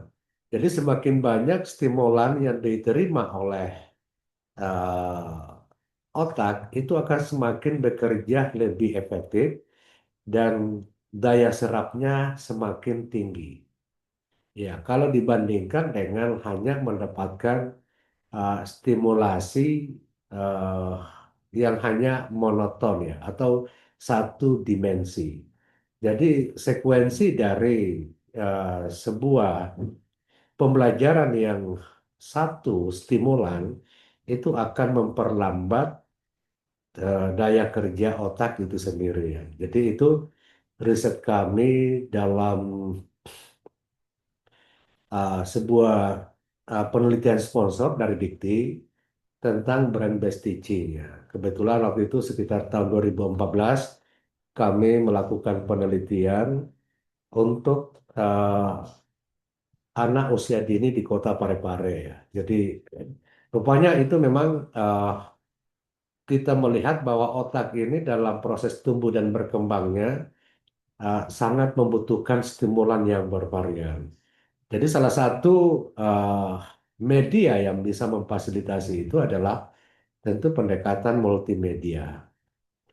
Jadi terlepas itu multimedia dianggap lebih valid, lebih reliable, karena itu juga nantinya menjadi kelemahan multimedia ya. Jadi multimedia yang kita buat, apakah mendapatkan uh, semacam uh, argumentasi yang kuat dari expert judgment, gitu ya, dari ahli. Jadi seharusnya divalidasi oleh ahli. Ya. Jadi eh, jangankan multimedia, satu saja media yang kita desain, yang kita kembangkan, itu sejatinya mendapatkan eh, persetujuan dari ahli. Apakah itu ahli media, kemudian ahli pembelajaran, kemudian ahli psikologi. Jadi kita membutuhkan itu. Dan itu akan menjadi bagian dari kelemahan multimedia. Karena bagaimana memadukan berbagai macam jenis dan karakter media menjadi satu, lalu diinternalisasi konten-konten atau bahan ajarnya, dan itu membutuhkan satu perhatian yang serius dari ahli itu sendiri. Dan itu yang jarang dilakukan oleh para pengembang multimedia, gitu ya. Jadi itu salah satu dimensi kelemahannya. Jadi kenapa multimedia ya? Karena salah satu argumentasinya adalah dengan pendekatan teori brain-based teaching itu sendiri. Kemudian yang kedua, eh, kita merasakan bahwa semakin ke depan, rupanya bahan ajar itu semakin kompleks ya. Jadi semakin rumit, semakin berkorelasi dengan dimensi yang lain. Jadi untuk mengurai tentang materi agar mendapatkan ketuntasan ya, minimal merepresentasikan dari ketuntasan itu, kita membutuhkan multimedia. Jadi ada salah satu prinsip ya dalam dalam konteks kekinian bahwa dalam hidup ini tidak ada yang berdiri sendiri gitu ya. Jadi semuanya punya korelasi dengan dimensi yang lain. Jadi misalnya dalam konteks keilmuan, paradigma keilmuan sekarang ini kan arahnya atau orientasinya adalah multidisipliner. Ada transdisipliner. Jadi artinya multidisipliner itu setiap menyelesaikan satu masalah membutuhkan berbagai macam disiplin ilmu di dalam uh, menyoroti, di dalam memberikan kontribusi uh, terkait dengan solusi atas masalah itu ya. Jadi ya misalnya bagaimana tadi uh, membangkitkan confidence peserta didik ya ketika di dalam kelas ini diberikan kesempatan untuk tampil atau untuk bicara, bertanya atau menanggapi, ini membutuhkan berbagai macam disiplin ilmu ya. Jadi misalnya uh, anak yang pemalu ya, kira-kira bagaimana menyelesaikan agar anak ini memiliki rasa percaya diri yang tinggi. Ya tentu kita membutuhkan bukan hanya pendekatan psikologi, tapi juga ada pendekatan antropologi, ada pendekatan sosiologi, pendekatan komunikasi, dan pendekatan yang lain seperti pendekatan keagamaan itu. Jadi kalau hanya satu yang digunakan disiplin ilmu, maka itu akan membuat solusi yang kita uh, simpulkan dan terapkan itu tidak akan dapat memberikan suatu generalisasi ya. Boleh jadi tepat untuk di konteks tertentu, tapi tidak bisa menjadi referensi buat yang lain. Karena eh, itulah yang menjadi tren sekarang ini yang mengarah kepada multidisipliner atau transdisipliner. Jadi di dalam mengurai berbagai macam permasalahan yang atau bahan ajar yang semakin rumit, semakin kompleks, maka tentu membutuhkan multimedia. Ya. Jadi multimedia ini akan membantu kita di dalam menguraikan materi-materi yang semakin rumit dan semakin kompleks. Ya. Apalagi eh, kalau yang tadi disinggung tentang menghubungkan antara materi yang bersifat eksak dengan materi yang bersifat sosial, gitu ya. Nah, tadi yang disinggung Ibu Fadila ya. Apakah digital itu membangkitkan atau kritik buat peserta didik ya? Itu kan mencoba melihat atau menggabungkan antara cara kerja digital dengan cara kerja otak itu sendiri ya. Jadi mungkin sebentar saya akan singgung tentang hal itu. Kemudian ya kenapa multimedia? Yang ketiga adalah karena di dalam pembelajaran ya tadi dibedah secara mendalam, ada prinsip perbedaan individual. Dan itu pendekatannya adalah psikologi. Jadi kalau kita bicara psikologi, kita tidak boleh melakukan generalisasi. Kita tidak bisa melakukan representasi. Jadi misalnya eh, banyak, misalnya 20 orang peserta didik dalam kelas. Dari 20 orang ini, 15 orang suka gaya belajar kinestetis ya. Lalu itulah yang menjadi kebijakan kita, keputusan kita, yakni mengajar dengan orientasi melayani peserta didik yang punya gaya belajar kinestetis. Jadi alasannya adalah karena ini yang mayoritas ya. Dan itu di dalam konteks pembelajaran tidak benar seperti itu, teori seperti itu ya. Jadi kalau bicara pendekatan kualitatif ya, itu berbeda ya, pendekatan kuantitatif dengan kualitatif. Kalau kuantitatif itu berbicara representasi ya. Jadi kalau mayoritas dalam sebuah entitas atau populasi, maka itulah yang menjadi pilihan dan itulah yang disebut dengan eh, apa namanya kuantitatif. Jadi kalau ada 20 orang, yang diperhatikan itu adalah misalnya 19 orang. Itu kuantitatif. Kalau yang kualitatif, yang diperhatikan adalah yang satu orang. Itu pendekatan psikologi. Jadi ini eh, rumitnya, ya rumitnya karena peserta didik itu berasal dari latar belakang yang beragam, baik dari segi keluarga, ekonomi, sosial budaya, bahkan ke suasana kebatinan itu ya. Jadi sangat beragam itu ya. Lalu kita bawa masuk ke dalam kelas sebagai sebuah mesin produksi yang satu corak ya, satu tipe dalam mesin itu. Sehingga tentu beragam responnya peserta didik. Jadi itu saya kira dengan adanya multimedia ini meminimalisasi adanya eh, hambatan-hambatan dalam konteks pembelajaran akibat dari bervariannya gaya belajar atau kondisi peserta didik itu sendiri. Kemudian eh, kenapa multimedia tadi juga disinggung karena eh, apalagi kalau berbasis digital ya itu itu akan membuat penyajian materi itu semakin efektif ya. Jadi efektifnya di sini tentu kita tidak terlalu banyak menjelaskan kalau sudah ada videonya ya. Kita tidak terlalu banyak mengurai sesuatu ketika kita dibantu oleh animasinya misalnya. Atau ada video tutorial, video simulasi. Apalagi tadi bagaimana mengaktifkan peserta didik yang pasif dengan melalui multimedia ya tentu kita menggunakan multimedia interaktifnya ya. Jadi multimedia interaktif kan banyak konten yang kita bisa pilih ya, termasuk ada quizesnya, ada gamifikasinya, macam-macam, sampai kepada tutorial, simulasi, demonstrasi, dan seterusnya. Jadi banyak pilihan di situ.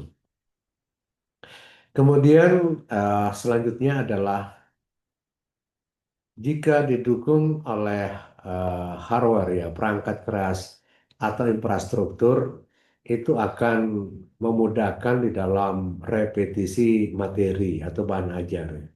Jadi kalau misalnya di sekolah atau peserta didik memiliki kelengkapan sarana pembelajaran, itu akan mudah mengulangi ya bahan ajar biar di mana atau kapanpun itu ya kita bisa mengulang-ulangi itu ya. Segera ini salah satu yang menjadi dasar kenapa penting ya kita membahas tentang multimedia di dalam pembelajaran. Saya mengapresiasi tadi dari Pak Darwis yang mencoba memberikan satu tanggapan yang ilmiah ya, yang cukup argumentatif secara empirik. Eh, ya memang namanya media itu kan sebagai instrumen untuk membantu guru di dalam melaksanakan pembelajaran. Jadi membantu di sini ya meringankan beban guru ya. Ah, kita ini kan tenaga profesional ingin melaksanakan tugas kita ini secara nyaman, kita ingin menikmati pekerjaan kita ini, bisa tercapai tujuan tanpa menguras tenaga, pikiran, ya, dan seterusnya itu, ya. Jadi intinya adalah kita ingin semakin canggih ya di dalam melaksanakan tugas profesi kita ya, yakni mendidik dan mengajar. Nah, oleh karena itu, salah satu yang bisa membantu kita ini ya tentu kemampuan kita di dalam mendesain multimedia. Apakah itu sifatnya multimedia interaktif, multimedia linear, atau multimedia hiperaktif ya. Yang jelas kita menginginkan ya ada bantuan lah atau yang memfasilitasi meringankan kita di dalam melaksanakan tugas pembelajaran. Ah, tentu kita melihat bahwa media itu adalah salah satu komponen ya dalam pembelajaran. Sehebat apapun media yang kita gunakan, kalau tidak di-backup oleh metode, itu nyaris akan mengalami hambatan ya. Jadi tentu ya di-backup oleh metode yang relevan ya, atau istilahnya Pareto method, metode yang bervariasi. Tadi ditambahkan eh, public speaking ya, oke. Memang secara konvensional ya sejak zaman batu memang mendidik itu skill utama yang dimiliki adalah public speaking ya, harus komunikatif. Dan di dalam teori pembelajaran kan ada istilah model pembelajaran, pendekatan pembelajaran, strategi pembelajaran, ada metode pembelajaran, ada teknik pembelajaran dan taktik pembelajaran. Nah, taktik pembelajaran inilah yang paling level yang paling di bawah itu lebih ke ranah skill personal setiap guru. Jadi, kalau yang memiliki kemampuan retorik dan diplomasi di dalam mengajar, itu kan bagian dari taktik pembelajaran. Tapi kan tidak semua guru memiliki kemampuan itu atau skill itu. Nah, dalam konteks taktik pembelajaran di sini ada juga yang memiliki kemampuan di bidang humoris ya. Jadi mengajar dengan selingan humor. Itu kan juga menciptakan dinamika relaksasi di dalam pembelajaran. Tapi tidak semua juga guru memiliki kemampuan humor, anekdot di dalam kegiatan pembelajaran. Kemudian ada juga taktik yang sifatnya tadi itu ya, eh, di samping menjelaskan juga melakukan semacam surprise, kejutan-kejutan itu, ya. Jadi kejutan-kejutan itu ya tiba-tiba ada di samping ya. Di saat anak kurang fokus atau punya kegiatan sampingan ya kita tiba-tiba langsung di sampingnya. Itu juga bagian dari taktik di dalam pembelajaran. Jadi uh, saya setuju ya kalau misalnya multimedia ini dinilai sebagai instrumen yang dapat membantu dan lebih mantap, lebih maksimal ketika di backup oleh metode dan taktik pembelajaran itu sendiri. Dalam kaitannya dengan pendidikan agama Islam, tentu semuanya itu kembali kepada guru ya. Ini juga tadi Bu Andi Arifah ya. Eh, ada sebuah adagium yang sangat terkenal yang dimulai dari pondok pesantren ya, yang disebut dengan at-tariqatu ahamu minal maddah. Nah, kemudian al-mudarrisu ahamu minat tariqa, dan yang terakhir adalah ar-ruhil mudarris ahamu minal mudarris li nafsi. Jadi yang pertama itu mengatakan bahwa metode lebih penting daripada materi. Jadi ini menunjukkan bahwa setiap guru harus menguasai metode pembelajaran. Kemudian yang kedua, al-mudarris ahamu minat tariqa, yakni guru lebih penting daripada eh, metode itu sendiri. Jadi sehebat apapun metodenya, kalau gurunya tidak bisa jadi tadi disebut menjadi teladan, ya, tidak totalitas, tidak menunjukkan keikhlasan di dalam mengajar, maka tentu dianggap itu sia-sia ya di dalam pembelajaran kalau konteksnya pendidikan agama Islam. Dan level yang lebih tinggi adalah Ar-Ruhul Mudarrisu ahammu minal mudarrisu li nafsi. Jadi jiwa cinta seorang guru itu lebih penting dari guru itu sendiri. Jadi itu level yang lebih tinggi bahwa eh, kecintaan, ketulusan dan eh, sepenuh hati ya dari seorang guru itu sangat penting dan lebih penting daripada guru itu sendiri. Kalau kita merujuk ke pengalaman misalnya kalau secara pribadi ketika di pondok pesantren itu guru sifatnya atau ustaz di pesantren itu kan hanya monolog ya, monoton, ceramah. Tapi itu ketika kami mendengar cepat masuk, terserap di dalam, kadang satu kali disampaikan langsung teringat ya. Sampai sekarang begitu. Saya berpikir ini ada sesuatu yang berbeda ya. Semakin kita belajar tentang media, belajar tentang metode, tapi kalau dibandingkan dengan seorang kiai ustaz yang mengajar di pondok pesantren yang gajinya waktu itu ya sekitar 300 per bulan, sudah berkeluarga, tapi kok ikhlasnya, ikhlas dan penuh kecintaan di dalam mengajar. Dan itu sangat membantu kita di dalam menyerap itu. Padahal itu sangat sederhana dari segi metode dan cara menggunakan media. Jadi itu kalau dalam konteks PAI ya, bagaimana seorang guru memiliki kecintaan, memiliki jiwa, keikhlasan di dalam mengajar, itu akan lebih maksimal ketika di backup oleh multimedia itu ya. Jadi ini kita mencoba untuk mengcombine, mengkolaborasi satu sama lain. Eh, dari Ibu Irmawati ya. Jadi pada prinsipnya desain multimedia pembelajaran itu kan ya disesuaikan dengan tujuan pembelajaran ya. Kalau tujuan pembelajaran ini arahnya kemana, kognitif kah, afektif kah, atau ke ranah spiritualitas, ke ranah sosial, atau psikomotorik. Jadi itu akan mengikuti desain multimedia. Jadi apakah itu berada di level SD atau di jenjang SMP, SMA atau perguruan tinggi. Jadi patokan yang pertama adalah tujuannya. Kemudian karakteristik bahan ajarnya ya. Jadi saya kira kalau bahan ajar itu kan ada yang berbentuk pengertian deskriptif, ada klasifikasi, ada pengelompokan, kemudian ada yang bersifat otokritik atau pengembangan ya. Jadi itu akan mempengaruhi dari desain pengembangan multimedia pembelajaran itu sendiri. Nah, kalau sudah masuk di ranah desain kontennya, tentu sangat penting mempertimbangkan aspek kondisi peserta didik. Jangan sampai konten uh, yang relevan untuk anak SMA dibawa ke konten untuk anak SD. Jadi saya kira ini akan mempersulit.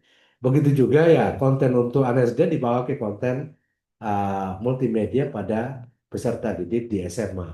Jadi ini juga saya kira perlu pertimbangan yang lebih matang dari dimensi psikologi itu sendiri.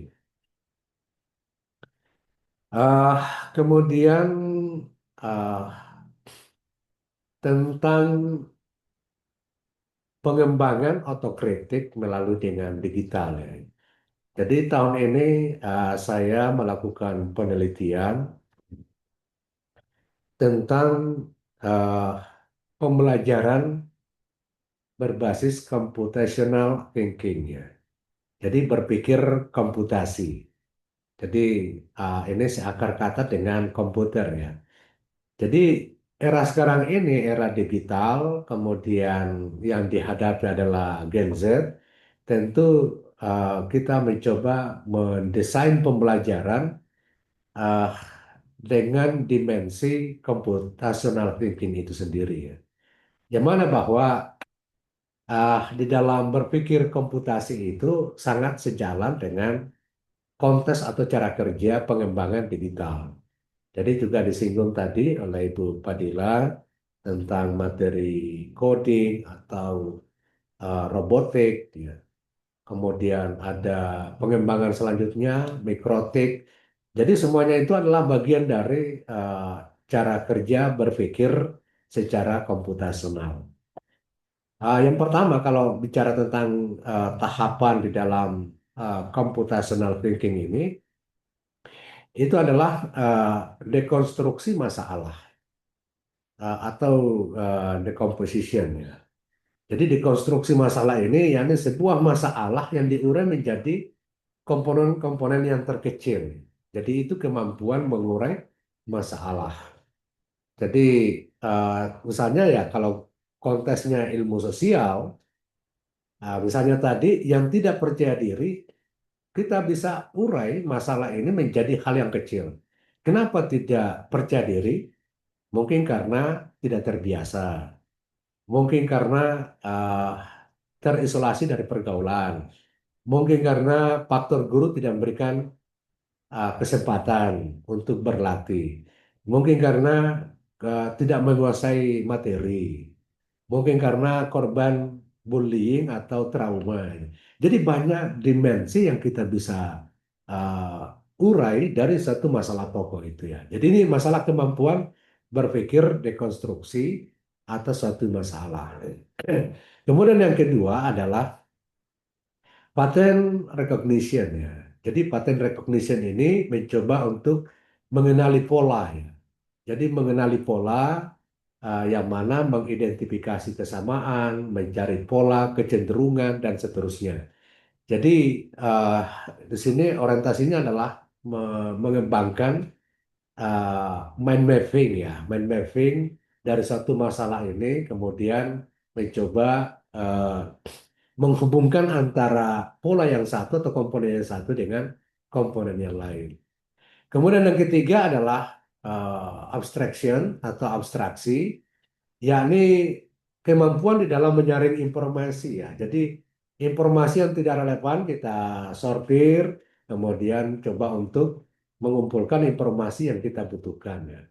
Jadi itu di tahap yang ketiga. Kemudian yang keempat itu adalah algoritma desain, yakni perancangan algoritma.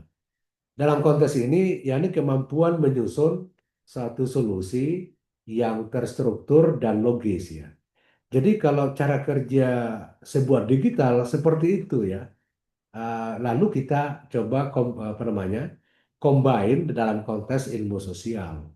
Jadi berpikir kritis itu sangat sangat identik atau sangat bersenyawa dengan dunia digital atau teknologi informasi dan komunikasi ya. Jadi disinilah ada pengembangan istilah literasi ya. Jadi ada literasi media, literasi informasi, dan eh, apa namanya literasi digital itu sendiri ya. Jadi itu bagi saya dan setuju kalau kontes digital ini dapat merangsang memantik peserta didik untuk meningkatkan berpikir kritis ya, sehingga uh, digital itu sendiri dapat memfasilitasi kepada anak-anak untuk mengembangkan kemampuan berpikir kritis tersebut.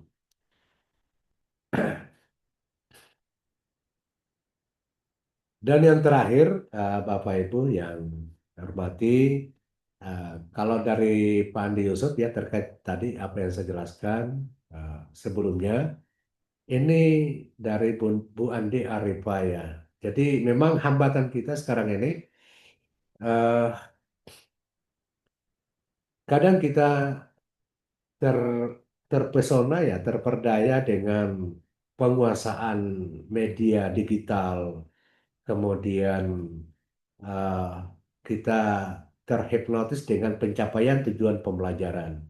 Itu untuk mata pelajaran tertentu ya. Nah, bagaimana dengan pendidikan agama Islam yang bukan hanya pada konteks kognitif, afektif, psikomotorik, tapi ada dimensi penghayatan ya. Ada dimensi ihsan di dalamnya yang membutuhkan satu komitmen, membutuhkan sikap istiqamah untuk bersikap ihsan itu sendiri. Dan itu tantangan. Apalagi ihsan ini atau penghayatan ini kan bersifat subjektif ya. Sedangkan kalau teknologi digital atau media digital itu selalu orientasinya adalah objektif. Nah, jadi boleh jadi pencapaiannya di situ adalah sesuatu yang bersifat eh, apa namanya, citra, pencitraan atau kelihatan. Oh, ternyata dia sudah kuasai materinya. Oh, ternyata dia sudah paham prakteknya. Tapi pertanyaan selanjutnya adalah apakah mampu menghayati ya? Apakah mampu menjiwai dari materi yang telah dia pahami itu sendiri. Ini adalah pelajaran yang sangat krusial dan menjadi bagian dari identitas dalam materi pelajaran PAI itu sendiri. Jadi, apalagi kalau Bapak Ibu menjadi guru PAI di sekolah umum, itu kadang saya mengatakan ini teman-teman yang guru PAI di sekolah umum lebih hebat dari seorang kiai, gitu ya. Itu luar biasa. Kenapa saya mengatakan seperti itu? Kan sekarang kiai itu kan ada beberapa keahlian ya. Ada kiai yang ahli di bidang nahwu saraf ya. Ada kiai yang khusus menguasai di bidang hadis. Ada yang kiai yang khusus menguasai di bidang tafsir. Ada yang apa namanya, kiai yang khusus menguasai tentang fikih dan usul fikih. Tapi kalau guru PAI di sekolah umum itu dikuasai semua, mulai dari akidah akhlak sampai kepada sejarah dia kuasai semua itu. Jadi itu saya menaruh hormat kepada teman-teman guru agama di sekolah umum. Gitu. Beda kalau guru agama di sekolah agama, dia hanya mengajarkan akidah akhlak, kurang hadis, ya, fikih, sejarah Islam dan seterusnya.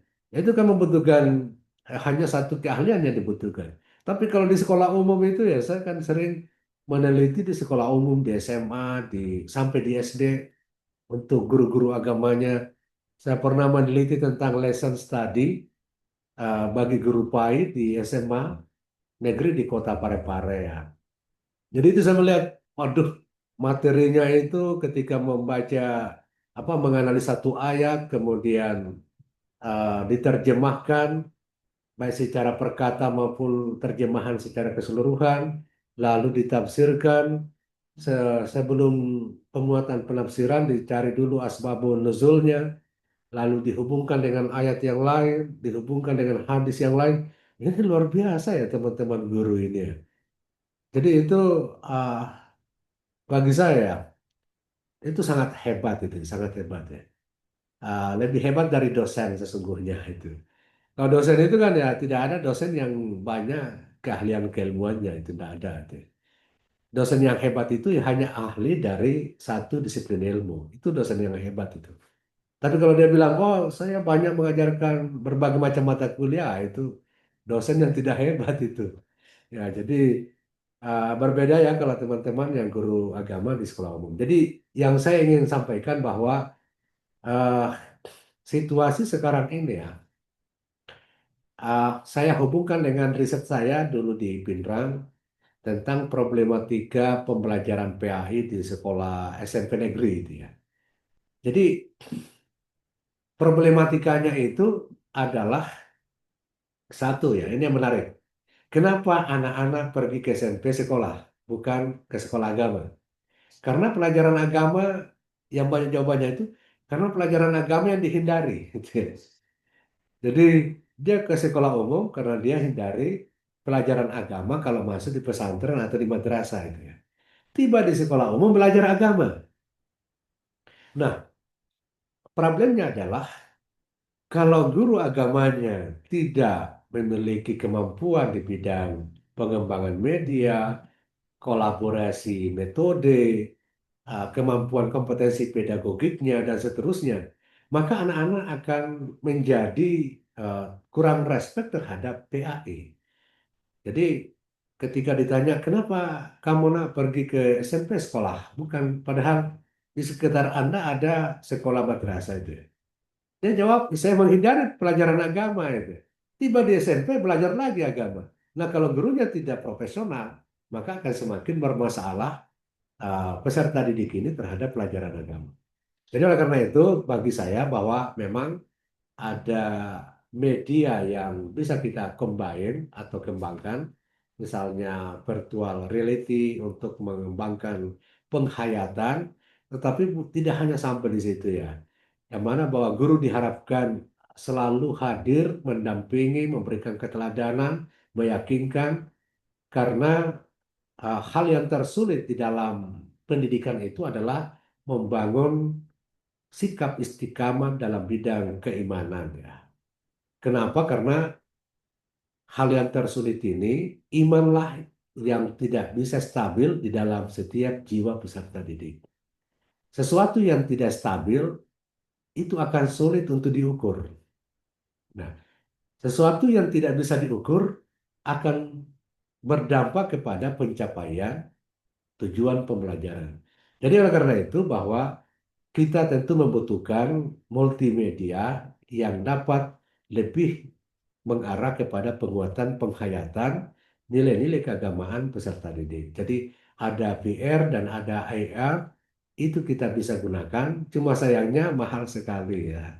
Jadi di Parepare itu sudah 2 tahun uh, merencanakan untuk membeli alat itu ya, VR dan AR itu.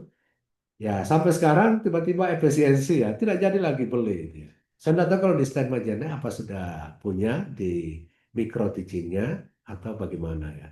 Jadi saya kira itu sangat membantu untuk meningkatkan penghayatan, uh, terutama di dalam penghayatan nilai-nilai keagamaan itu sendiri. Jadi adanya digitalisasi sekarang ini itu lebih banyak kepada uh, pengamalan keagamaan yang bersifat lipstick ya. Ada pencitraan. Itu kesannya begitu. Jadi makanya banyak yang kita lihat hari ini ketika ada misalnya menghadiri Maulid Nabi Muhammad, oh dia seperti seorang muslim atau muslimah yang taat itu. Saya mau maaf ya, misalnya dia berpakaian menutup aurat gitu ya. Tapi setelah itu dia kembali seperti biasa. Gitu. Jadi memang suasana sekarang ini ya sangat kondisional dan itu bagian dari satu uh, apa ya uh, infiltrasi dari teknologi digital yang hanya berada pada wilayah pencitraan, objektivitas, dan rasionalitas itu sendiri. Jadi belum mampu menyentuh hal-hal yang lebih bersifat inheren, abstraksi, apalagi sampai kepada wilayah rohani dan spiritualitas itu sendiri. Segera itu catatan tambahan dari saya, Bapak Ibu sekalian. Ah, rupanya makin malam makin terganggu ya dengan pilek saya ini. Terima kasih kepada Bapak Ibu uh, atas partisipasinya di malam. Semoga ikhtiar kita bagian dari amal jariah buat kita semua dan permohonan maaf yang mendalam karena berapa kali pertemuan termasuk kemarin uh, ya Sabtu kemarin saya kebetulan di kampung ya. Saya lagi mudik. Saya khawatir kalau kita kuliah itu tidak efektif ya karena signal mungkin tidak kuat ya. Meskipun di belakang rumah ada tower ya, cuma saya khawatir saja. Baiklah, insya Allah mudah-mudahan tidak ada hal yang melintang. Kita kembali ke jadwal yang normal yang di hari Sabtu. Mudah-mudahan kita semua sehat walafiat. Dan marilah kita mengakhiri pertemuan kita pada malam hari ini dengan bersama-sama baca kalimat hamdalah. Alhamdulillah. Alhamdulillah. Assalamualaikum warahmatullahi wabarakatuh. Waalaikumsalam warahmatullahi wabarakatuh. Waalaikumsalam warahmatullahi wabarakatuh. Terima kasih Syukran, Pak Ustaz. penjelasannya. Ya, Bapak Ibu, maaf saya pamit ya.